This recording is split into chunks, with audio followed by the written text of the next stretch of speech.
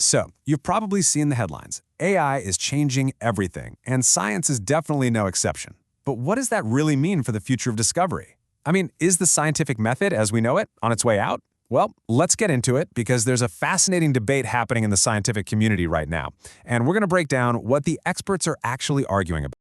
This whole conversation really just exploded in late 2023. For the very first time, Nobel Prizes in core sciences, we're talking physics and chemistry, were handed out for foundational work in machine learning. This was a huge signal. Awards went to pioneers like Hopfield and Hinton, David Baker, and the DeepMind team of Hassabis and Jumper. Suddenly, AI wasn't just some tool on the side, it was at the very heart of Nobel-winning science. And that, of course, kicked off this massive question, one that you've probably heard thrown around a lot. If machines can make these incredible predictions just from crunching data, do we even need the old-school way of doing things? With hypotheses and theories and universal laws? It's a really provocative idea for sure, and it's causing a ton of confusion. So to cut through all the noise and the hype, we're going to go straight to the source. This explainer is a really close look at a paper by two physicists, Hansen and Sauro Succi, who tackle this debate head-on.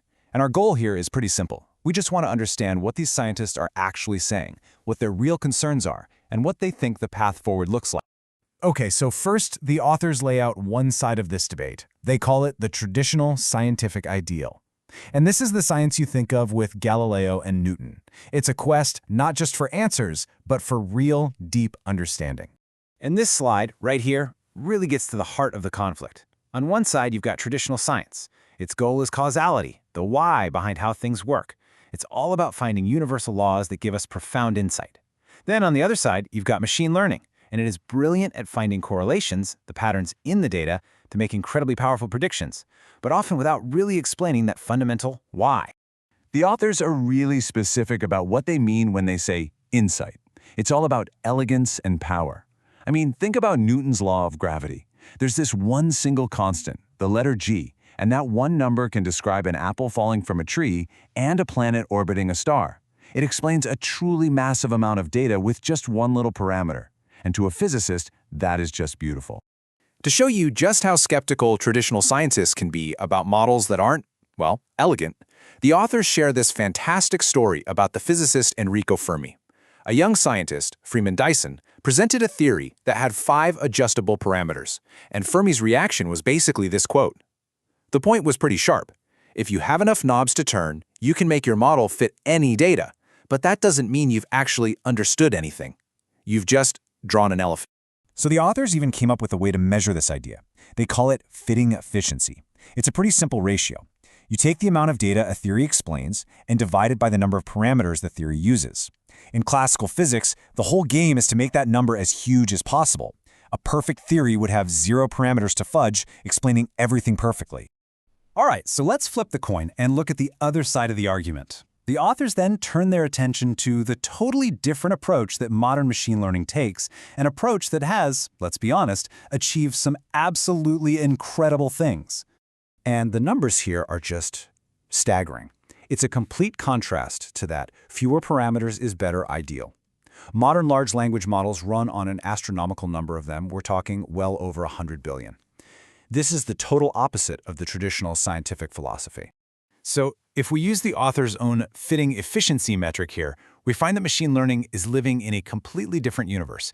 Its fitting efficiency is way less than 1. That means it uses way more parameters than it has data points. Now, in classical statistics, that is a cardinal sin.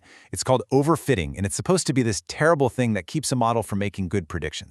But, and this is the absolute crucial point the authors make, even though it breaks all the traditional rules, it works. Machine learning researchers have figured out how to navigate this so-called overfitted world and produce results that are, in some cases, just spectacularly accurate. So you can be skeptical, but you just can't argue with the success. And this helps explain a little bit of the why. The authors point out that architectures like this one, it's called a transformer, are unbelievably good at solving a problem called the curse of dimensionality. The basic idea is that most data exists in these huge, mostly empty mathematical spaces. And what these models are great at is sifting through all that emptiness to find the tiny, hidden patterns where the really useful information is hiding. But this is where the paper takes a really interesting turn. The authors argue that this whole debate is about something much deeper than just two different ways of doing science. They pivot to what they see as the real danger, and it's less about math and, well, more about us. So here is the main thrust of their argument. They reframe the whole conflict. The real tension, they say, isn't causation versus correlation. The real debate is insight versus control. It's about gaining personal, fundamental understanding versus just handing over our problem solving to automated systems that give us control without us needing to understand. And to really drive this point home, they bring back Enrico Fermi with another amazing story. So one day, his Jeep breaks down in the middle of the desert. The transmission belt had snapped, he's stranded, he doesn't have an automated solution, but what he does have is his own insight and his own resourcefulness. So he literally takes off his own belt, rigs it to the engine, and drives himself home. The moral of that story, as the authors see it, is pretty profound. The promise of AI is always to relieve us of burdens, right? To automate away the hard stuff. But what happens when we stop learning how to fix the engine ourselves? The danger is that by relying too much on the control that AI offers, we might actually lose our own insight, our ability to solve brand new problems from the ground up, just like Fermi did with his belt. Okay, this next part is really, really important for us to clarify, because when you hear an argument like that, it's super easy to misinterpret it as just being anti-technology. So let's be very clear about what Hansen and Succi are not saying. The authors state very plainly, they are not anti-AI. They are not saying AI has no place in science at all. What they are doing is warning us against having a blind trust in all the hype. Their specific concern is that if we offload too much of our own thinking, some of these AI tools could actually start to lower our collective intelligence, which ironically would make the so-called singularity happen faster, not because machines get so smart, but because we stop exercising our own brain. So, after laying out this whole conflict and the potential dangers, what's the solution? Well, the authors don't just leave us with a warning. They actually propose a really constructive path forward, a way for these two powerful worldviews to work together. They call for a cooperative pattern. The basic idea is to combine the best of both worlds. You start with human insight, our existing theories, our physical understanding. Then, in the areas where our theories are maybe incomplete, you leverage AI's incredible power to search for patterns in those complex, high-dimensional spaces. But, and this is the absolute key, the final step has to be human control. The scientist has to be the one guiding the process and interpreting what it all means. And this quote from the paper just perfectly sums up their conclusion. They're not pessimistic. They believe that a judicious and clever combination of these two approaches isn't the end of science at all, but could actually lead to some truly transformative progress. All right, let's wrap this up and bring it all together. We started with that big, sensational question. Is the scientific method becoming obsolete? After breaking down what this paper actually says, what can we now responsibly say about that?